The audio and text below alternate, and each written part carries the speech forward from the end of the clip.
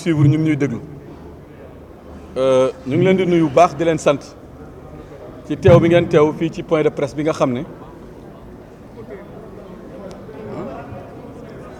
faut régler ton micro là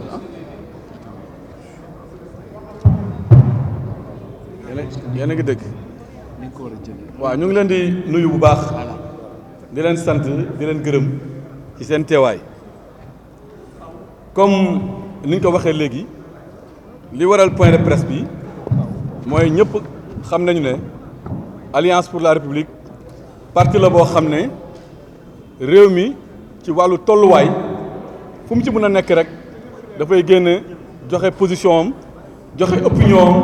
ci xam-xam ci yar ak teggin APR parti la boo xam ne débat di lañ ko xamee wuñ ko saaga xamee wuñ ko toj xamee wuñ ko yàq xamee wuñ ko wax lu ñaaw débat di nag mooy li ñuy def nii gouvernement bi proposé ñu def ci jàngat def ci ay conclusion ba pare wax ci suñu xalaat su ko defee peuple sénégalais bi nga xam ne dañ leen yàgg a nax ñu mun a xam ci ñiy wax lan moo ci nekk dëgg ak lan moo xam ne nekku ci dëgg su ko defee ñi ñu jàkkaarloo te nekk ay cuune ñu mun leen leeral yoon bi ba yenn mbir yi nga xam ne dañ ko namm def te baaxul ñu mun leen wax ne arrêté leen ko su ko defee Sénégal mun ci gis boppam loolu moo tax nag le 1er août passé muy ajuma bi passé ñun dañoo déglu premier ministre mu présenté ñu benn plan boo xam ne moom moo ko tuddee plan de redressement mais ñun bu ñu ko jàngatee li ñu ko gisee mooy plan de régression économique pour ne pas dire un plan de répression économique ñuy rappeler nag ne plan boobu ñu ngi ko tëgg ci contexte bu particulier contexte bi mooy lan kër yi coono dugg na fa xale yi amuñu liggéey secteur privé bi nërmelu na secteur immobilier daanu na kuy jaay mënatoo jaay ku doon importer mënatoo importer dafa mel ni donc réew mi nekk na à genoux ci contexte boobu la ñu premier ministre digoon ne dina mettre en place le plan de redressement économique ñu am ci nag yaakaar bu rëy bu ñu ko annoncé mu nekkoon plan bu ñu ñor lool ndax boobu jàppoon nañ ne comme que plan de redressement économique lañ waxoon te ñëpp jàng ne économie li ko yor mooy secteur privé di les entreprises di petites et moyennes entreprises yi mais aussi di ménages yi maanaam li xew ci kër yi ñoom ñëpp ñu yaakaar ne dinañu gis seen bopp ci plan bi Sénégal yëpp jël xalaatam ak gis-gisam yëpp wékku ko premier ministre di yaakaar ne plan bi su génnee commerçant yeeg marchand ambulant yeeg ñëpp ñi nga xam ne dañoo taxaw dinañu am motivation bu bees woote waat pour liggéey démarré waat ñu yaakaar ne xale yi nga xam ne dañ leen diggoon liggéey ba ñu bëri ndeysaan nekk ci xeex bi ba ay mort am ci ñu ngi koy regretter encore une fois dinañu am liggéey ñu yaakaar ne même ñi nga xam ne dañ leen fekk ñuy liggéey ñu yàq seen liggéey keroog bu premier ministre waxee amoon nañu yaakaar ne suñu paree yéen journalistes yi soo leen defee enquête d'opinion da ngeen gis ne sénégalais yi am nañu yaakaar ci loolu waaye malheureusement suñu yaakaar dafa tas keroog bu ñu déggoo premier ministre yaakaaru ménage yi tas yaakaaru société privée yi tas yaakaaru xale yi tas yaakaaru béykat yi tas yaakaaru Sénégal yëpp tas lu tax mu tas nag lañ leen di ñëw pour waxal leen plan bi buñ ko analyser dañ ci gis ay problème bu ci njëkk nag mooy problème de forme lu tax nag ñuy wax problème de forme mooy Sénégal état de droit la Sénégal réew la boo xam ne dañu war a respecter les institutions respecter loi ñuy fàttali ne premier ministre bi mu bañee dem assemblée nationale pour wuyu ji déclaration de politique générale dafa amoon lu mu ñu waxoon mooy règlement intérieur assemblée nationale méngoowul ak loi wu république bi ñu jàpp ne kooku kuy respecter loi la loi wu Sénégal nag ci wàllu planification économique dafa am loi boo xam ne ñu ngi ko tëgg le 19 avril 2022 muy la loi 10 du 19 avril 2022 loi boobu ci article 24 moom moo wax de manière claire nette et précise que Sénégal jël le PSE plan Sénégal émergent def ko comme unique référentiel en matière de politique économique loi boobu nag may na leen ñoom ñu def beneen xalaat bu dul PSE ndax xam nag am nañ ci droit ñoom mosuñu d'accord ak PSE am nañu droit am gis-gis bu wutee ak gis-gis bu PSE waaye par respect envers les institutions par respect envers la loi dara empêché wu leen woon ñu dem assemblée nationale modifier l'article 24 de la loi 2022-10 du 19 avril 2022 mais defuñu ko ndax maa tey defuñu ko sax ndax du ñàkk xam donc ñun APR ñoo leen di xamal ne seen lii pour nga xam ne mën nañ ko jàppee mu nekk dëgg pour éviter ñu mun ko traduire wala ñu attaquer ko devant la Cour suprême pour excès de pouvoir da ngeen am obligation ak devoir dem Assemblée nationale réadapter loi bi par rapport au contexte actuel loolu nag ñun xam nañ ne xamuñ ko waaye ñun ñoo leen ko baaxee en tant que opposant de contribution en tant que opposant républicain amuñu xam-xam gisuñu ko xamuñu ko ñoom waaye ñun ñu ngi leen koy xamal am nañ droit encore une fois def xalaat bu leen neex bu wute ak PSE waaye amuñu droit te dañoo am obligation loolu ñu méngale ko ak charte réew mi ak droit réew mi loolu nag mooy suñu wàllu forme yi li ci des ci wàllu forme je pense que monsieur le ministre Amadou Dioum dina si ñëwaat léegi nag ñu dugg ci wàllu fond bi comme ni ma ko waxee ñun ay critiques yu objectif la ñuy def ay critiques yoo xam ne c'est pour defar waaye critiques yoo xam ne day permettre sénégalais yi ñu bañ leen a nax bu ñu leen laajee plan bi ñaata xaalis ngeen yi ci war a dugal ñoom gouvernement dañu ne war nañ ci dugal 5700 milliards ñu leen en bon 5700 milliards ngeen ci bëgg dugal ñu ne ñu waaw ñu leen waa léegi fan ngeen di jëlee xaalis bi mu ne ñu xanaa sacrifice xanaa ñun ñëpp ñu boole sacrifié wu ñun ménage yi ñun entreprise privée yi ñun ñëpp ñu toog ñëw ne ah état comme que sacrifice la ñu état wax te yaay ndey mbili gi yaay borom doole bi yow état dañoo bëggoon nga wax ñu yow ñaata nga siy teg ci table bi état nañu sur les 5700 milliards man état Pastef mënuma ci lenn lu dul 100 milliards 100 milliards nag ci 5700 milliards mooy junne boo jël li nga siy dugal motul sax ñeenti dërëm loolu il faut nit ñi xam ko c'est 1,7 pour cent loolu la état wax état donc ne man daal maa ngi nii 5700 laa bëgg laa mën a dugal waaye man état 100 milliards rek laa si mu mel ni nag loolu décision bu lourde de conséquence la lu ñu naqari la d'autant plus que dañ ko laaj li ci des fan nga koy jëlee mu ne du ma leb extérieur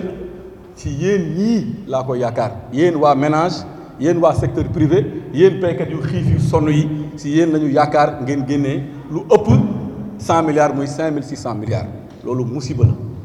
te dañ koy wax de manière claire mu mel ni daal benn waaye bu doon jooy la dem ci waajuram naan kan waajur damaa sonn damaa xiif damaa bëgg lekk waajur ne ko lan nga am sa poche ñu dépensé ko suba te moom moo ñu war a dimbale donc kuy jooy wut si wàllu ci état far état ñëw ne ko yow mii di jooy yaa ma war a wallu loolu mooy plan de redressement bi nga xam ne moom la ñu andil léegi nag ci 100 milliards yi dañu leen ko bëgg détecter pour ngeen dañu bëgg andil pour ngeen comprendre ko d'abord 100 milliards yi ñoom seen bopp ñu ne 50 milliards yi ñu ngi koy jëlee ci li ñuy woowee centralisation des marchés publics ñoom dañu jàpp ne suñu centraliser les marchés publics dinañ ci am économie de 50 milliards loolu la ñu wax léegi nag ñun dañu leen bëggoon expliquer lan mooy centralisation des marchés publics centralisation des marchés publics mooy Sénégal lu muy fonctionner mooy autorité contractante yi muy LONASE muy PRODAC muy ministère de la jeunesse muy ministère des finances ku ci nekk dafay am ay marché ñu amoon ay petites et moyennes entreprises yoo xam ne ñoom ñooy dem di gagner marché yooyu mooy PME yi yéen sax journalistes yi léeg-léeg ngeen dugg ci marché état xanaa doo ma jox marché ndeysaan xale yu am jom surtout jigéen ñi taal seen oto dugg fii nga am fi 10 millions fii nga am ci 15 millions fii nga am fa 3 millions fii nga am fa 7 millions nga nekk jàmbaar am sa oto di employé ay nit ñi ñuy suivre ñu bëri ñu ngi ci cas bu mel noonu mu nekk les petites et moyennes entreprises qui vivaient grâce à la commande de l'État état ne mayetuma benn autorité contractante maanaam benn entreprise wala benn ministère muy jëflante ak ñooñu benn par benn li ma bëgg mooy damaa bëgg léegi képp kuy jëndati table banc wala kuy jëndati chaise wala kuy jëndati ordinateur wala kuy jëndati rame de papier bul ñëw rek benn pays ma gis la nga dimbale ko ànd ak moom ngeen gañ a marché ngeen liggéey waaye damaa bëgg centraliser lépp centraliser mooy ministère yëpp direction yëpp yi doon jox nit ñi par benn benn muy dem ay DRP yu ndaw ay 3 millions 4 millions dañ koy centraliser léegi nag centralisation bi c'est vrai état su ko defee mën na ci am économie ndax soo koy calculer ci wàllu microéconomie day mel ni rek nga dem ci table yaa ngóone di jënd kilo pomme de terre 1000 francs yaa ngóone ne la sooy jënd kilo pomme de terre 1000 francs 1000 francs lay jar waaye sooy jënd 100 kilos pomme de terre dama la koy wàññi defal la ko 800 état donc ci microéconomie boobu la nekk calcul d'épicier boobu la état nekk c'est vrai mën na si gagner 50 milliards mais à quel coût l'état risque de sacrifier toutes les petites et moyennes entreprises yu doon circuler ci marché boobu ndax léegi soo centraliser marché yi li mu lay andil mooy day am hausse des plafonds des marchés publics donc da ngay def benn commande boo xam ne au lieu nga jënd fii 10 machines fële 15 machines fële 3 machines fële 10 machines léegi dañuy def commande globale mu nekk milliers de machines bu état di jënd benn yoon loolu nag dafay exclure les petites et moyennes entreprises parce que code des marchés publics li mu wax mooy que léegi il faut nga am capacité financière am ay chiffre d'affaires yoo xam ne ay milliards lay doon am ay garanties yoo xam ne ay day dëgër bu baax a baax a baax donc dafa mel ni xale yi doon œuvre ci yooyu yëpp dafa mel ni dañuy daal di daanu su ko defee multinationales yi ak borom barke yu mag yi ak borom doole yu mag yi ñoom ñooy bëgg di gagner les marchés publics donc la politique de centralisation des marchés publics est un risque immense pour nos petits amee di ci bëy état moo ne man dinaa leen jox këyit sous prétexte au lieu mu defal leen ko gratuitement mu ne nag yéen béykat yi man état dinaa leen laaj 600 milliards ci ñetti at loolu ñoo ko bind noir sur blanc ligne 19 de seen plan de financement mais yéen béykat yi 600 milliards ngeen may jox ma wutal leen ay këyit alors que këyit yi béykat dañ ko doon am gratuitement 600 milliards nag pour suñu mbokk àll yi ñuy déglu nekk ci kaw gi 600 milliards mooy juróom benn téeméeri milliards ci ñetti at 600 milliards léegi nag 600 milliards yi pour la première fois dans l'histoire du Sénégal ñu dara gis autant de francs CFA yi war a jóge ci monde rural bi di abonder les comptes publics loolu ñàkk yërmande la ku saraxul gumba bàyyi ko ak yalwaanam ñoom ñu ne 600 milliards dañuy laaj monde rural ban monde rural moo fi moom mën a boobu la 600 milliards loolu c'est choquant loolu dafa naqari suñu xol neexul ndax loolu lu yéeme la lu tiis la li ñu xamoon ci monde rural xam nga mooy lan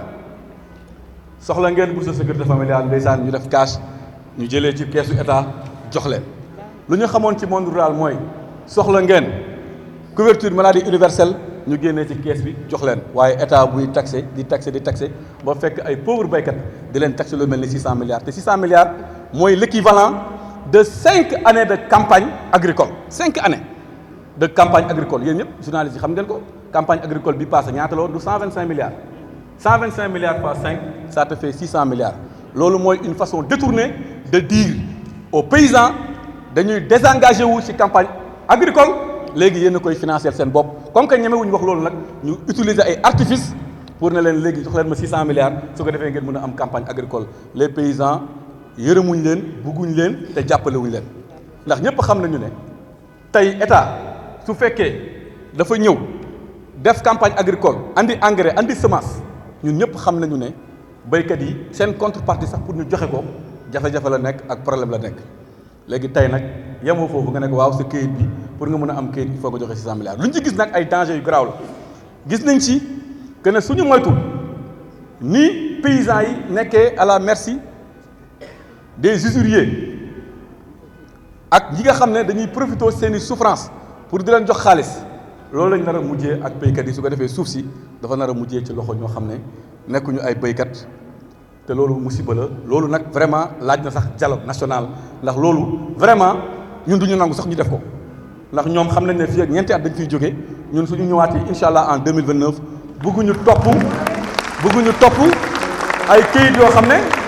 ci ay loxo yu mu nekk tabbi nekkul ay loxo béykat loolu moom ñu duñ ko fi nangu su laajee ñu suñu bakkeen dinañ ko joxe mais loolu kenn du ko fi nangu kenn du ko fi def waaye nag ñu ngi leen di ubbi bunt su fekkee bëgg nañ discuter dialoguer ñu xool lan mooy meilleure option loolu bëgg nañ ci wax naa nag ne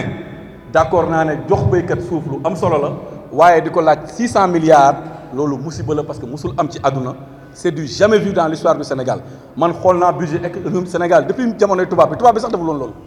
tubaab bi sax laajul 600 milliards les paysans tey ñu ñuy laaj 600 milliards loolu les paysans et encore que 600 milliards c'est l'équivalent pour l'année 2025 de l'ensemble des impôts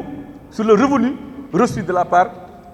du secteur privé et des travailleurs du secteur public tey ñu bëgg ko laaj béykat yi loolu c'est musiba loolu kenn war ko nangu soo gisee ma taxaw ci nag parce que dafa nekk lu yéeme lu doy waar béykat yi nag gars yi bàyyeeguñ leen nee nañ leen gerte bi képp ku koy exporté ti dañuy imposer ay taxes bàyyiwuñ sax waa Casamance ak waa Sédhiou yi nga xam ne ñoom noix de cajou la ñuy def nee nañ ñu dañuy imposer ay taxes mais ñëpp xam nañ nu muy demee chinois buy exporter soo ko ne da ngaa war a fay taxe 10 francs wala 20 francs wala 30 francs béykat bi la koy facturer su ko defee béykat yi gën a daanu donc loolu logique économique mooy ñoom du ñu sonn dañuy ñëw rek taxé ko ki nga xam ne mooy jaay donc béykat bi état nee na léegi seen gerte bi jàpp leen ne képp ko leen ko jaay su ko waree exporter dina fay taxe donc jàpp leen ne yéen tamit du moytuwul dina métti si ñoom. léegi donc soo jàngatee loolu yëpp li ngay seetlu mooy en économie dafa am principe bu am solo bu ñu doon jàngal en économie bu ñuy nekk première année c'est le principe de l'état providence état providence nag benn économiste bu mag nawul moo ko xalaat waaye moo ko gën a développé mu ngi tudd John Maynard Keynes moom moo ko développé mooy état boo xam ne dafa nekk à la disposition de ses populations loolu nag dafa am président bu mag boo xam ne président africain la moom moo ko gën a matérialiser ci liggéeyam ci vision am muy le président Macky Sall état providence mooy dinaa def ay infrastructure pour ñëpp dinaa def ay tëli pour ñëpp dinaa def ay pont pour ñëpp waaye du ma fàtte ñëpp ndax dinaa defal aussi ay bourse sécurité familiale loolu mooy état boo xam ne c'est un état qui apporte du réconfort à sa population loolu la économie si jàng waaye nag ñoom ñi dañoo andi lu bees à la place de l'état providence Pastef inaugure l'état rentier du peuple mooy état addu kalpe wala état juuti maan loolu moom kenn jàng ko ci théorie économique waaye Pastef tey andi nañu loolu mooy état boo xam ne mooy état nag dëgg-dëgg toog muy dox mooy lan toog teg sa chaise yor sa bic yor sa feuille xale yi di liggéey matin ngay encaisser soir béykat yi di liggéey matin ngay encaisser soir secteur privé di liggéey ngay encaisser soir donc un état qui ne fait aucun effort partisan moindre effort nga ne man fan laa wekk sama politique ak sama xalaat mooy toog muy dox toog xale yi di liggéey man may encaisser di lekk di def avion di dem Turquie di def avion di def ay bëggatuma sax ne dañuy def ay caaxaan loolu nag kenn du ko fi nangu ñun état providence lañu bëgg mais bëgguñu état addu kalpe bëgguñu état rentier bëgguñu état toog muy dox loolu dañ koy condamné léegi nag Pastef xamee woon nañ ko saaga xas wax lu ñaaw waaye xamee wuñ ko woon toroxal borom barke yi maanaam ñi nga xam ne ñu ngi liggéey ñu leen di toroxal ba duñu amati dara ndax fu ñu tourné ñu daan jël impôt boo xam ne teguñu ko ci yoon teguñu ko ci xam-xam teguñu ko ci norme Pastef xamee wuñ ko woon këpp yalwaanu béykat yi ak këpp yalwaanu baadoo lañ loolu xamee wuñ ko woon Pastef léegi nag loolu moo tax ñun APR à l'unanimité nous rejetons le plan bi baaxul santul yàlla plan bi baaxul teguwul ci xam-xam plan bi c'est un plan boo xam ne dafay maintenir le monde rural dans la misère noire dans l'approvisionnement dans l'appauvrissement total et sans équivoque loolu moo tax incha allah ñun bu neexee yàlla dinañ ci def benn liggéey ba yéen point bu nekk ci seen i mesures dinañ leen wax de manière concrète comme ni ma ko waxee ban impact lay mën a am ci économie Sénégal ak ci ménage Sénégal waaye nag en attendant comme que dañuy bañ rek ñu ne opposition Sénégal moom wax rek te amul solution war ngeen ñu poser question nañu fan la ñu proposer ñun pour ñu wut leen xaalis loolu nag man maa def sama xalatu bopp pour proposer leen ko ñoom ne leen waaw c'est important ñu leen di proposer gars yi ne nañ bëgguñu mais dañ leen di proposer waaw léegi dañ leen proposer may la ma waaw léegi on sera bref may la ma on sera bref parce que dañuy bañ ñu ne s'il vous plaît dañuy bañ ñu ne ñun daal critiquer wax lu ñaaw léegi ñoom nee nañ 5700 milliards dañuy wut ba tax ñuy addu kalpe ba tax ñuy jàpp nit ñi di leen laaj du ñu war a laaj di laaj ñëpp 600 milliards ñii 700 milliards influenceurs yi sax ñu laaj leen dañ leen di wax ne am ngeen 300 milliards yoo xam ne mun ngeen ko am ci lu yomb te moom lañ leen di expliquer bu njëkk bi mooy yéen a waxoon ne am ngeen compte bancaire de 1000 milliards ñun pare nañ pour collaborer ak yéen pour ngeen récupérer ko yéen a waxoon ne Mamour Diallo 94 milliards la lekk muy 1094 milliards yéen a waxoon ne Prodac luubal nañ fa 29 milliards pare nañu pour ànd ak yéen pour ñu leeral loolu pour Sénégal am 29 milliards yéen a taxawoon wax Sénégal yëpp Aliou Sall suñu 400 000 fois 18 millions c'est 7200 milliards loolu yëpp soo ko boolee day nekk 8323 milliards ñun loolu ngeen ñu waxoon ba ñu wóolu leen dénk leen suñu réew jàpp ne gouvernement Macky Sall ay sàcc lañu ay trian lañu donc gouvernement Macky Sall nee na pare nañu pour gunge leen pour ngeen am plan boo xam ne 8300 milliards la sans dette supplémentaire 8300 milliards boo xam ne sans fiscalité supplémentaire 8300 milliards na ngeen toog rek mu ñëw loolu ngeen ñu digoon ba tax sénégalais yi fal leen bu leen wëlbatiku nag tey naan yéen sénégalais yi jox leen ñu xaalis bu ñu doxal Sénégal voilà le message, je vous remercie.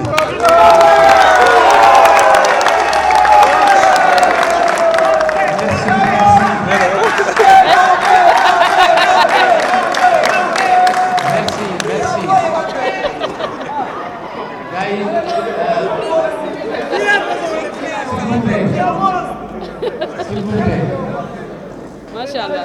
S'il vous plaît. L'idée de S'il vous plaît. C'est une séance de travail importante avec la presse. Si nous voulons journalistes, dès que vous parlez, il faut que nous mettions dans l'acte. Pape Malick ñëw. Et moindre entreprise donc ñu ngi wax gouvernement bi na teg loolu d'autant plus que am na lu gën a yomb lu muy def nee na 50 milliards lay wut ci foofu nañu supprimer oto yi ñu bëgg jox assemblée nationale su ko defee ñu am foofu 50 milliards. bàyyi ñi doon liggéey ci marché public yi nekk ay borom doole yu ndaw ñu continuer seen liggéey donc loolu d'abord dañ koy critiquer ci décision bi c'est une mauvaise décision et nous demandons solennellement à l'État de retirer cette décision qui ne peut pas ne pas avoir comme conséquence la suppression et la mort programmée de l'ensemble des petites et moyennes entreprises qui vivaient grâce à la supervision de l'État à travers la dévolution de la commande publique avec les petites et moyennes entreprises. loolu benn bi la rek ci 100 milliards yi maanaam donc 100 milliards yi sax dafa mel ni 50 milliards yi ça sera au détriment des petites et moyennes entreprises donc loolu baaxul. nga ñëw nag ci yeneen yi nga xam ne nag moo gën a garaaw bu njëkk bi ñu ne dañuy cibler les subventions pour en fin de compte diminuer la subvention loolu ñëpp d'accord nañ ne dafay am conséquence ci njëg yi ndax subvention boo ko supprimer rek njëg yi day gën a yokku day gën a métti ci askan bi donc ménage yi ñoom ñooy sonn borom kër yi ñooy bëgg di sonn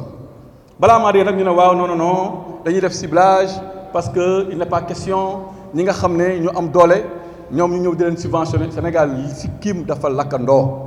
ñëpp a néew doole ñëpp a sonn et puis beneen bi mooy politique de ciblage soo ko bëggee def ça sera très difficile à mettre en œuvre ndax bitig yi benn bitig lañ fu ñuy jaayee fenn la fu ñuy jëndee fenn la donc nan la ñuy def ba Moodu su demee ñoom ñu constaté ne Moodu am na xaalis donc dañ koy jaayee gaz 5000 wala 10 000 alors que Fatou bi ñu ne dafa néew doole su demee dañ koy jaayee 3000 bu ñu laajee état bi ne ko loolu ça sera très difficile à faire mu andil ñu beneen programme bu gën a garaawati mooy maanaam ciblage ba pare ñu teg ci ne ciblage bi mooy da ngeen di jëndee au prix du marché non subventionné suñu paree ñu ciblé ci yéen ñi nga xam ne dañ leen di verser chaque année xaalis wala chaque mois lu ñuy woowee cash transfert loolu nag économistes yu mag yi dañu ne loolu c'est pas totalement et toujours une très bonne idée ndax koo ñëw nekk ci àll bi doon jëndee gaz 3000 wala 4000 tey nga ne ko léegi 6000 wala 7000 wala 10 000 la koy jëndee waaye maa ngi lay dig ne weer bu jot dinaa la verser 20 000 francs wala 30 000 francs économistes yi dañu ne kooku du ko jëndee mukk gaz day dellu ci matt bi ba pare su ko jotee mu dem jëndee ko ceeb boo xam ne du ñàkk ceeb importé lay nekk donc dafay changer les habitudes de consommation loolu ci wàllu économie la ñu ngi leen di invité à un débat foofu suñu ñëwee ak ñun ñu waxtaan ak ñoom dinañ leen wan lan mooy inconvénient wu mesure yooyu. beneen bi nga xam ne wax nañ ko mooy remise en cause des exonérations fiscales maanaam exonération fiscale yi dañ koy xoolaat bàyyi ci lu bëri foofu nag dama leen doon bëgg ñu taxaw ci seetlu ndax ñoom dégg nañ seen communicant yi te loolu yàgg nañ ko wax depuis opposition ñu ngi koy wax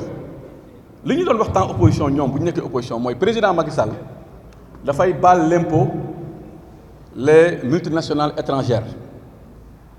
ñoom loolu la ñuy wax loolu du dëgg dañ koy démontrer tey mathématiquement ngeen comprendre ko soo leen laajee ñu ne waaw dañuy xoolaat exonération fiscale yi loolu mën nañ ci gagner 900 milliards ndax rapport 2021 bi dafa war a ne exonération fiscale yi 900 milliards la donc loolu suñ ko bàyyee day mel ni 900 milliards boo ñëw dugaat ci kafa ga réew mi ndax loolu mooy xaalis bi président Macky Sall si ñoom lu ñu wax moom mooy xaalis président Macky Sall doon baal multinationales étrangères yi loolu du dëgg te dama leen koy démontrer tey. soo demee internet ngeen tapé rapport sur les dépenses fiscales mooy document bi may brandir nii rapport sur les dépenses fiscales le dernier rapport c'est le rapport qui date de 2021 da ngay def rapport sur les dépenses fiscales en 2021 da lay génneel document bi mooy tracé lépp lu fi président Macky Sall baale woon en termes d'exonération fiscale benn partie bi parce que man dama sax globalisé waxuma rek exonération j'ai parlé de dépenses fiscales qui englobe non seulement les exonérations fiscales mais bépp baale bu état mu sa baale mu ngi ci document bii c'est un document public de l'état du Sénégal ñoom ci loolu la ñu sukkandiku pour ne dañuy remettre en cause les exonérations fiscales loolu nag suma xarit Amidou Anne def na ci keroog benn conférence bu am solo dañuy wax ne exonération fiscale saa yu ñu ko déggee soit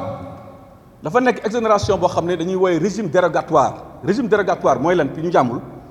mooy régime yoo xam ne code des investissements wala code des mines wala code général des impôts moo ko mettre en place te xam-xam moo tax mu mettre ko en place loolu mooy lan Sénégal bëgg na fu mel ni Casamance nit ñi investir fa emploi am fa croissance am fa développement am fa Sénégal bëgg na dëkk bu mel ni Caajaay nga xam ne tey ñu bëri ñuy investir peut-être duñ dem foofu ma tooñaale mooy monsieur le ministre bëgg nañu ñu fay investir ak fu mel ni Tamba donc état bi day def ay tarifs préférentiels mun naa ko tuddee noonu pour que yow ñu motiver la nga dem foofu nga investir loolu la ñuy woowee régime dérogatoire état bi dafa bëgg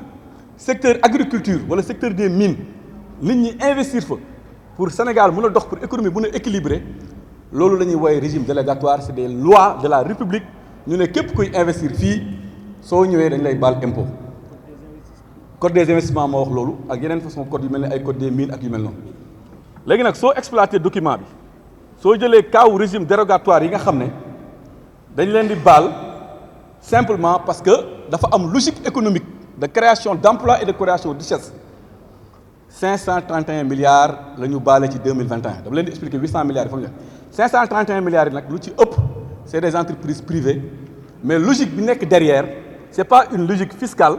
c'est pas une logique de recouvrement de recettes mais c'est une logique économique ñooñu soo leen bàyyiwul ñu ñëw nga baal leen impôt du ñu investir Tamba Dakar la ñuy toog investir ñooñu soo leen baalul impôt du ñu investir Sénégal dañuy dem Togo wala ñu dem Côte d'Ivoire foofu la ñuy investir donc tey soo waxee nga ne da ngay remettre en cause les exonérations fiscales ñun suñu laaj mooy suñu sukkandikoo seen document dañ leen bëgg poser benn question est-ce que vous allez remettre en cause le code des investissements ak lépp lu mu am ci conséquences positives pour notre économie beneen bi ñu ne dañuy baale impôt lu tax en dehors des régimes dérogatoires il y a ce qu'on appelle le régime des droits communs maanaam ñi war a fay ñu baal leen donc wax naa la sànq ne la amul benn multinational buy ñëw Sénégal fii Sénégal baal ko ci teeyu bakkenam wala Sénégal baal ko ndax politique wala pour jàppale ndax xeeb sa économie déedéet dañ lay baal pour développer suñu économie donc remettre en cause des exonérations fiscales c'est remettre en cause l'investissement productif dans les secteurs productifs mais aussi dans certaines zones comme le monde rural wala dans certains secteurs comme l'agriculture et puis d'ailleurs c'est une vision très contradictoire avec ñoom lu ñu bëgg parce que ñaata yoon ngeen dégg seen ministre de l'économie ak le ministre de l'industrie muy wër Sénégal naan dinaa mettre en place ay zones économiques spéciales loolu yéen journal leen koy dégg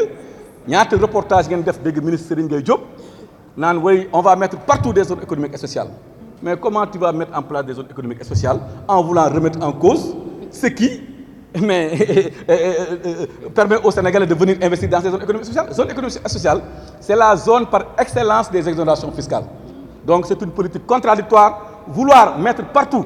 des zones économiques spéciales, vouloir partout faire de l'investissement direct étranger, va pas remettre en cause les exonérations fiscales qui relèvent du code des investissements ou de manière générale, qui relèvent du régime dérogatoire. C'est une politique contradictoire loolu du xam-xam lalu ko loolu baaxul dañ ko jël sànni ko fële bëggatuñ ko dégg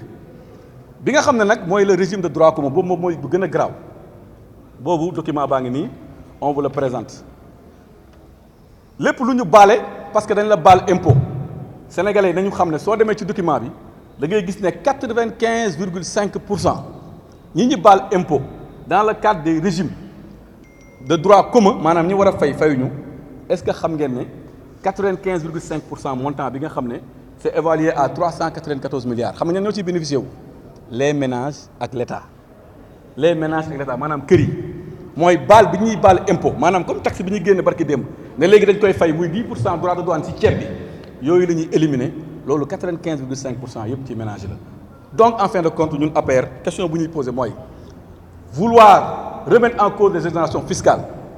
alors que la moitié des exonérations fiscales relève du code des investissements qui a un soubassement économique ou bien de promotion économique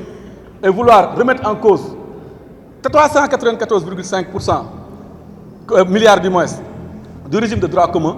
est-ce que c'est pas matraquer fiscalement les ménages? Est-ce que c'est pas matraquer fiscalement l'État lui-même?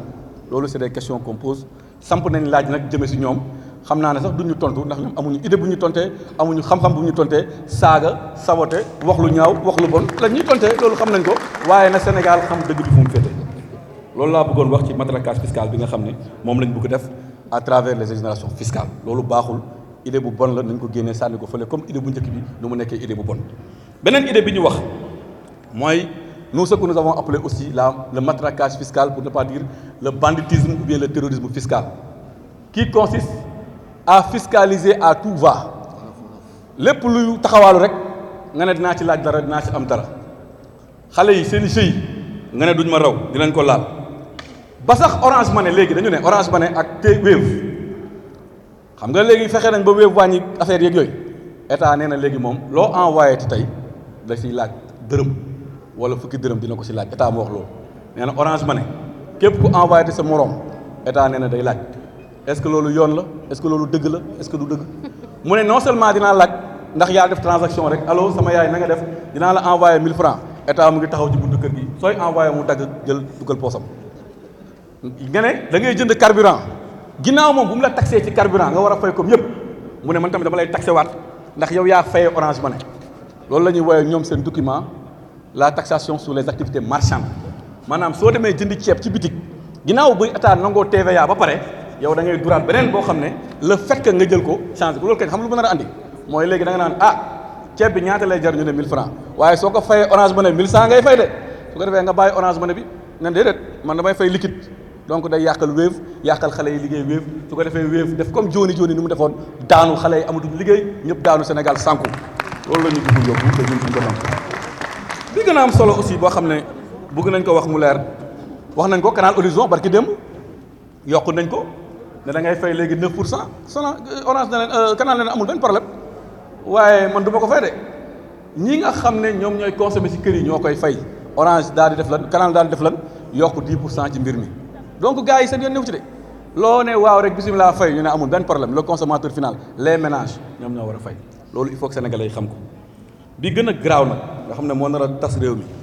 mooy li ñu bëgg def nag ci le monde rural boobu nag dama bëgg ngeen déglu ko ci baax ngeen comprendre li mu bëgg wax état Sénégal moo xëy mu ne sous prétexte terre domaine national dama koy jox ay këyit te ñëpp d'accord ne terre yi nekk ci domaine national waa monde